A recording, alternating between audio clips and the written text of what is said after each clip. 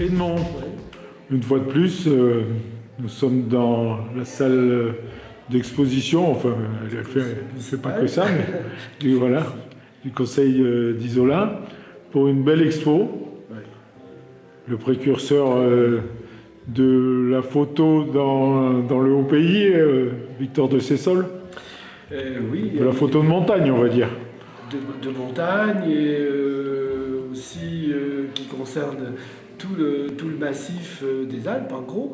Mais bon, là évidemment il s'agit de limiter, c'est au niveau de la Tinée, surtout de la Haute-Tinée, où le Victor de Sessol a parcouru l'ensemble des sommets entre 1880 et 1920 en gros, pendant une quarantaine d'années, qui a été le précurseur donc, de la promotion de la montagne, de la promotion des loisirs. Et c'est quelqu'un qui avait beaucoup de qualités au niveau humain, qui a non seulement photographié, parcouru disons beaucoup de sommets, qui a été à l'origine de premières sur un certain nombre de sommets avec donc, les guides de l'époque, et qui aussi a photographié les gens. Et ça c'est remarquable parce qu'effectivement il ne se limitait pas à la montagne, il y avait aussi les gens qui vivaient dans ces montagnes et c'était important. Voilà. Donc particulièrement j'ai axé ce qu'il avait laissé sur Isola. Elles ne sont pas toutes là, mais disons qu'il y a vraiment les principales dont je vais donner quelques explications. Parce que effectivement, ce sont des documents originaux. On a quelques photos autres, mais celles-là sont remarquables. Et donc on peut commencer par son appréciation du 20 juillet 1897, dans laquelle il disait, on a bien souvent parlé d'Isola comme l'un des nombreux endroits de la montagne pouvant offrir des avantages d'une station estivale. Et bon, voilà, donc déjà ces beaux châtaigniers, ces prés verdoyants, ces grandes eaux, et ces ombrages seraient certainement d'un grand attrait pour ceux qui à l'été recherchent la fraîcheur. Voilà. Donc c'est vrai que c'est vraiment les qualités qu'on peut trouver au niveau du village qui sont importantes, qui à l'époque étaient encore peut-être plus visibles parce que la partie bâtie était beaucoup plus restreinte, tout le reste étant de la verdure. Alors on commence par évidemment le clocher Saint-Pierre du XIIe siècle, qui nous montre, Victor de Sessol nous montre justement dans cette photo cette partie qui est des ruines de l'ancienne église d'Isola, l'église Saint-Pierre, qui a été victime d'inondations dans la deuxième partie du XVIe siècle, dans les années 1560 à 80. Et à ce moment-là, le village a été transféré du côté de la rive droite de la Guerche, du vallon de Chastillon. Et donc, je suppose que les matériaux ont été prélevés de l'ancien village pour être transférés du côté donc, de la rive droite avec le nouveau village. Voilà, donc ça c'est vrai qu'on peut remarquer que cette église, qui en fait était évidemment construite par un ensemble d'artisans lombards, à peu près identique de celle, entre autres, de Saint-Charles de Negretino en Suisse, dans le Valais. Et on voit dans Saint-Charles de Negretino une église romane très très belle, et ça devait être le cas, et c'est vraiment malheureux qu'on ne l'ait pas, mais bon, on a quelques restes avec les bréades. Et grâce à Victor de Sessol, on a cette trace-là. Voilà, cette trace-là qu'on peut retrouver sur d'autres images, mais là, elle est vraiment flagrante, quoi. D'accord. Donc ça, c'est la première chose que j'ai mise en avant, parce que c'est très important. Ensuite, donc la mairie, 1868, là nous sommes en 1899. La mairie donc avait ses styles qui étaient beaucoup plus proches évidemment des structures de montagne, des constructions de montagne. Et donc là, avec la toiture plus élancée, avec un patio au milieu. Et donc cette mairie avait beaucoup d'allure, avec en plus un jardin devant. Voilà, donc la mairie a été rénovée entièrement en 1949, 50. Et donc on retrouve actuellement sa transformation. Bon, c'est tout à fait autre chose, mais elle a beaucoup de cachet aussi. Ouais, elle a de l'allure. Voilà. Ouais. Mais bon, disons que là, c'était vraiment l'origine et c'était très beau. Voilà. Ensuite, le pigeonnier d'Isola. Alors, ce pigeonnier était remarquable. D'abord parce qu'il était très central. Il se trouve à côté de l'école. Il y a un rocher sur lequel était construit donc, ce pigeonnier. J'ai la trace de 3 pigeonniers à Isola, il ne reste plus qu'un. Malheureusement, donc celui-ci qui était le plus central et apparemment le plus beau, a été victime de la guerre en grande partie et de l'abandon aussi, parce qu'à l'époque, évidemment, les villageois n'avaient pas les moyens, comme on a maintenant, de restaurer, et c'est vraiment dommage. Mais bon, en tous les cas, on en a une image, et c'est vrai que c'est certainement la photo la plus remarquable, celle de Victor de Cesseux, et c'est vraiment un legs qu'il nous a laissé. Voilà. Ensuite, donc on retrouve là le village, avec toutes les toitures en bardeaux. C'était aussi remarquable. Effectivement, avec des petites ouvertures, des maisons étroites évidemment, parce que évidemment la place était réduite, un nouveau village. Et à l'époque, il y avait 1200 au moins habitants à Isola, et donc tout ça faisait qu'il fallait les loger. Donc ça, c'est 1899-1900, donc en gros. Et on retrouve tout de suite après à peu près la même photo, un petit peu plus élargie, avec la construction de l'hôtel du Touring qui est en face, qui est encore une fois en construction, et puis une grange hein, qui se trouve en dessous et qui a été restaurée récemment. C'est la grange des Jean-Louis Agnelli, enfin des enfants. Et voilà, donc on retrouve la date vraiment de la construction. Voilà, et on retrouve aussi l'ancienne église Saint-Antoine qui a fait suite à celle qu'on a vue tout à l'heure, qui était au clocher Saint-Pierre. Donc lorsque le village a été transféré sur la rive droite du Chastillon, du vallon de Chastillon, de Guerche, donc cette église a été construite dans le bas du village. Et elle était aussi intéressante, avec une abside sur le côté, avec des peintures à l'intérieur. Ça, je ne les ai jamais vues. Mais à la suite donc, de la déviation d'Isola en 1970 à peu près, cette partie a été démolie. C'était du privé, hein. C'était pas la commune, mais enfin, disons que c'est vraiment dommage. Mais bon, voilà, en tous les cas, on a une trace photographique, ce qui est remarquable aussi. Voilà. Donc à côté du clocher Saint-Pierre, il y avait cette belle maison qui était encore en état brut, mais enfin disons qu'elle devait être vraiment de qualité. Et actuellement, disons qu'il y a eu la maison de vacances de la ville de Nice. Et actuellement, elle n'est plus du tout utilisée. Voilà. Mais donc ça nous donne une idée de tout ce qui était à l'époque.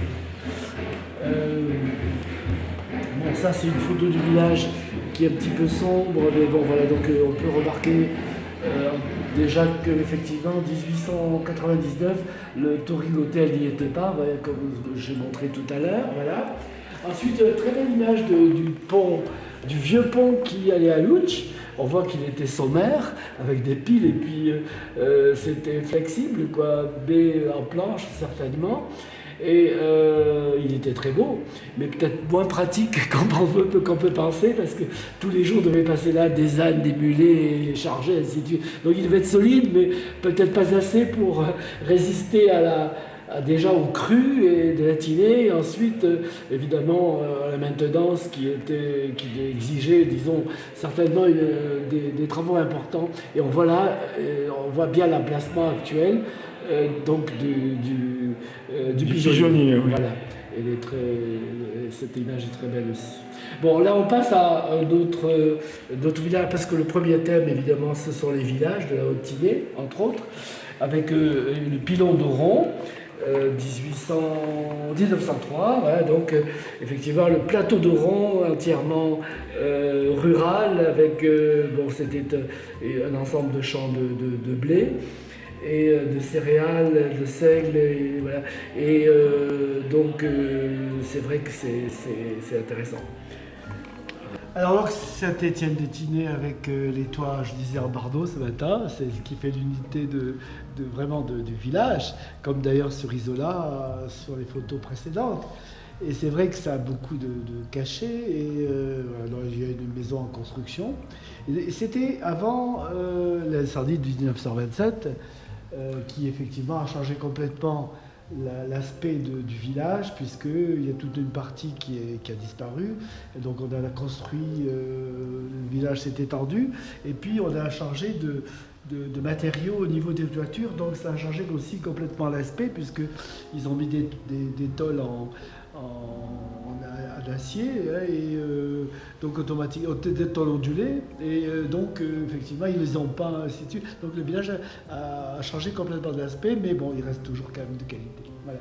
Ensuite, voilà Molière, donc le hameau de Molière, qui à l'époque était habité toute l'année, et on verra d'ailleurs tout à l'heure sur une autre photo de ces sols les habitants présents. Et donc ce village se trouvait en Italie, c'était un hameau, puisque la frontière était bien en aval. Et je suppose, parce que je vous disais tout à l'heure que, ou on verra après plutôt, le fait que de ces sols, évidemment, est venu à Isola à plusieurs reprises, bien évidemment, mais au-delà de ça, quand il a parcouru les montagnes environnantes, du côté de Chastillon, donc d'Isola 2000, c'était italien. Et donc il y avait un certain nombre de formalités à accomplir. Bon, il y est allé parce qu'il y a effectivement des photos qui le montrent, mais ça devait être un peu plus compliqué que d'aller sur le reste de la Haute-Tinée, quoi, voilà. Et pour aller à Molière aussi, ça devait être avant. Les problèmes se sont compliqués au moment juste avant la guerre, où effectivement la tension s'est accrue entre la France et l'Italie. Mais sinon, à cette époque-là, vraisemblablement, c'était relativement facile de passer en Italie. Oui, parce qu'il avait fait une photo de la baisse de Ruos à l'époque. C'est ça. Voilà. Après, on verra elle n'est pas ici. Mais... Du côté de la Guerche aussi, qui était effectivement en Italie, et c'est à la frontière, c'était à la limite. Mais bon, malgré tout, il y est passé. Ouais. Voilà. Donc le village de Molière aussi, qui donne une ambiance. On voit bien que effectivement c'est un village en pleine activité, qui était bien maintenu, et ce village donc de Molière, ce hameau, a continué à avoir de la population juste avant la guerre, quoi. Voilà. Ensuite le village de Saint-Damas-le-Selvage, qui est une image très vivante, avec justement une ambiance particulière qui est vraiment quelque chose de remarquable. Les restants qui sont cultivés, on voit que c'est entretenu, quoi. C'est ça. C'était des terres qui effectivement étaient comme ici. Aujourd'hui, c'est tout beaucoup plus était boisé, quoi. Ouais. Voilà, c'est beaucoup plus boisé. Ça, c'est la montée de Sestrières. Ouais. Le village de Clans, avec des gens, et on voit, c'est un village de la moyenne Tinée, qui a gardé son caractère à peu près, on voit mieux là, une continuation dans l'architecture, dans l'ambiance, et voilà, donc c'est quand même intéressant de voir comment c'était. Le village de Roure aussi, on voit Alors, Village Route, la toiture les toitures sont Pont complètement Rose. différentes de Ouais. Port-Rose. C'est un des sols de la Tinée, en fait. Oui, enfin non, pas du seul, parce que le Val de Blore est comme ça. Voilà, ouais, enfin, il y en a. Tout ils ce sont qui peu. touche, Ouais. tout ce qui touche justement aux roches rouges de Saint-Sauveur-sur-Tinée jusqu'en aval, bon, évidemment, ils transportaient, parce que eux, en fait, ils avaient relativement peu de bois. Hein. Ouais. Donc, ils utilisaient ce matériau qui était plus pratique. Voilà, la cascade de Louch à l'époque. Alors là, effectivement, on voit, comme on a vu précédemment, que toutes ces parties de terre étaient entièrement cultivées. Ce sont des terrasses avec des prés. Et bon, comme le plateau de Louch, d'ailleurs là sur cette photo-là, ça n'apparaît pas trop, mais tout le plateau de Louch était entièrement cultivé, quoi. Donc entièrement dégagé de végétation, autre que quelques arbres. Voilà, qu'on voit d'ailleurs que c'est assez rare. Le Bourguet, voilà, le village du Bourguet aussi, le centre du Bourguet, avec l'église. L'école à côté. Et l'école à côté.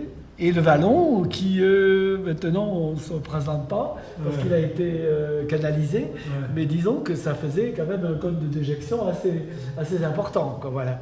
Le Bourguet, c'était intéressant. En dessous, Bérols.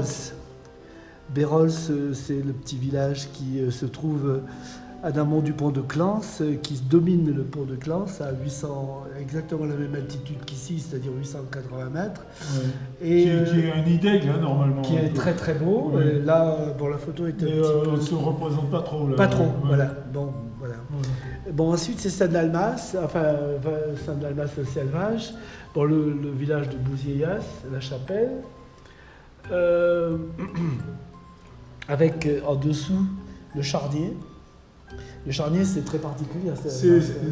Ouais. Et c'est particulier aussi à Bouzeillas, ça. Oui, justement. Voilà. Oui, Ouais. dû à l'altitude, Voilà. 1800 Vous ne pouvez pas mètres. les enterrer. Donc... Et habité toute l'année, Voilà. ce qui est extraordinaire Ouais. quand même, hein, parce que Ouais. nous ici on est à Chastillon, mais Chastillon était vide l'hiver, Ouais. alors que là c'était un hameau qui était comme Molière, habité toute l'année, et donc évidemment pendant la période enneigée, on pouvait peu circuler, et ils entreposaient, il ne devait pas y en avoir beaucoup chaque année, mais les gens qui décédaient dans ce charnier, dans cette chapelle, et après les enterraient à la fin de l'hiver.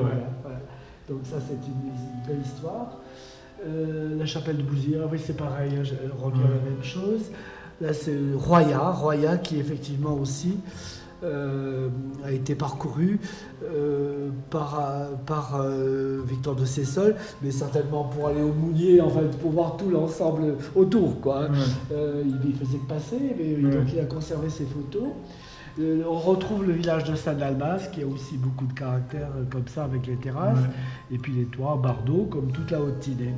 En dessous, une photo qui est très intéressante, je ne sais pas, vous connaissez, non c'est en fait des barrages de bois, enfin donc l'accumulation de bois qui était coupé dans la vallée.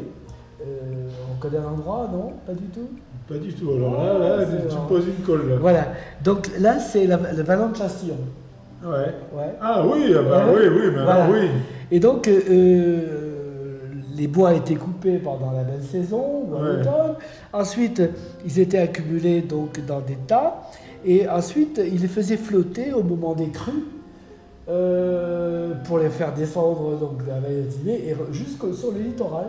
Et beaucoup de constructions, mais ça c'est classique dans tout le haut pays, beaucoup de constructions du littoral, d'immeubles, enfin ainsi de suite, le bois provenait du haut pays. Et ça c'est vrai que c'est... Ah oui, c'est rare ça. C'est rare, voilà. C'est une très belle image d'ici qui nous est revenue quoi, par Victor de Sessol. Alors une des plus belles, c'est celle de la Selvage avec la foire. Donc là on voit une ambiance absolument extraordinaire, une belle image, plus à côté la vie et les personnages quoi. Et donc l'ambiance c'est vraiment très beau. Ouais, là c'est super. Tu la connaissais? Oui, je la connaissais. Voilà, celle du dessous aussi, c'est le refuge. Celle du connu, le refuge de Rabions avec les chasseurs. Bon, il y avait des notables qui étaient là, donc c'était une occasion. D'ailleurs, celle de Sessol faisait partie des notables, mais peut-être... Et les instigateurs du refuge en plus. Ah oui, bien sûr, oui. Ouais. Oui, parce que Victor de Sessol a été président du club alpin français, enfin ainsi de suite, pendant longtemps, un peu plus tard, c'est à partir de 1905, quoi, en gros. Mais bon, il était très impliqué, évidemment, dans la vie montagnarde, et on verra tout à l'heure que justement cette vie était importante, parce que c'est pas sorti comme ça. Il y avait une animation de haute montagne qui était réelle. On verra tout à l'heure dans la liste des guides, enfin ainsi de suite, voilà. Et donc ça c'est la construction du refuge. Voilà. Et celle-là était vraiment exceptionnelle parce qu'elle n'est pas connue celle-là. Autant celle-là, bon, on la voit. Celle-là est vraiment montre effectivement tous les bassins qui étaient en train de construire. Il y en a d'autres d'ailleurs, mais celle-là est magnifique, quoi. Voilà. Voilà, ça c'est le Prat. Le Prat, on voit dans une... D'abord parce que ce qui est intéressant, c'est que c'était quand même relativement plus important que ça l'est maintenant. Il y a eu les inondations, voilà, exactement. Et donc, et puis c'était vraiment habité, pareil, comme Bouzieillas, à toute l'année. Donc il y avait l'école, il y avait évidemment toute une vie qu'on retrouve là, qu'on peut constater. Ensuite, on passe aux granges de la Guerche. La Guerche, c'est donc un site qui se trouve sur la route d'Isola 2000, en amont. Et actuellement, il y a une piste, le lac de l'Osphère en contrebas. Et c'était des endroits où il y avait beaucoup de prés. Donc beaucoup de gens d'Isola. Alors, ce hameau ce quartier se trouvait à l'Italie. Mais les propriétaires étaient des gens d'Isola, donc ils y allaient, ils cultivaient, enfin ils menaient leur vie. Et bon, effectivement, mais ils n'avaient pas trop de problèmes, ils n'ont pas eu trop de problèmes, mais ça se trouvait en Italie. Voilà. Donc la dernière partie concerne la haute montagne et la haute vallée de la Tidée, avec ici le Baudé-Carré, avec les prairies en dessous, ce qui est fabuleux, justement, on montre bien la vie. Oui, c'est incroyable. Et donc là, c'est au pied du Baudé-Carré. Ensuite, donc la Berchia, donc près d'Oron. Là, on passe à la roche de Saboulay. Saboulay se trouve au-dessus des lacs de l'Osphère. Donc, il paraît ici. Donc là Victor de Sessol avait fait un grand panoramique, et ce sont des morceaux uniquement. Et là, on distingue bien le Mounier, vu de là-haut. Avec ensuite, là, c'est la Berchia. Il y a toute une série après qui fait tout autour, jusqu'au Viseau. Il faudrait les rajouter. Voilà. D'accord. Mais les images en soi sont déjà très belles, donc c'est suffisant. Voilà. Et là, en même temps, donc Victor de Sessol a fait beaucoup de premières dans la haute. Donc là, il a fait le Ténibre, là. Oui, là, ce sont des guides. Les guides, Théophile Fabre et Albert Véradi, qui sont des guides du Cois. Et donc, il arrive au sommet, et lui devait photographier. Voilà. Donc, mais après, notamment dans la Haute-Vésubie, il a fait beaucoup de sommets, de premières, et dans le Haut-Var aussi. Voilà, donc, c'est toute une série de sommets qu'ils ont vaincus, et pour la première fois. Et d'ailleurs, il y a près de Argentera, il y a une cime qui s'appelle la cime de Sessol, à son nom, quoi, parce qu'effectivement, ça a été un progrès énorme dans la découverte. Voilà. Ces images sont magnifiques. Voilà, toujours la Berchia. Alors là, c'est les baraques du col de la Lombarde. Et en dernier lieu, je voulais montrer justement, c'était la liste des guides du club alpin français en 1902. Et avec notamment, on voit bien sûr là, Breil, Belvédère, des guides. Saint-Martin-Vésubie, c'est là où vraiment se trouvait le centre de la haute montagne. Mais après, ici, du côté de la vallée, donc à Beuil, il y avait un guide et un porteur. Isola, Fabre et Antoine, c'était un guide. Saint-Étienne de Tidée-Fabre, Guillaume. Voilà. Donc ça montre bien qu'il y avait une réelle activité de haute montagne, même en 1900, ce qui paraît étonnant. Mais c'était vraiment les prémices de la découverte, est lié au tourisme, parce qu'un guide, c'est une prestation qu'il fait. Alors il accompagne évidemment des spécialistes comme De Cessol, mais aussi du public. Et donc c'était peut-être vraisemblablement pas sa profession principale, mais donc on remarque qu'il y avait un guide à Isola. Voilà. C'est intéressant.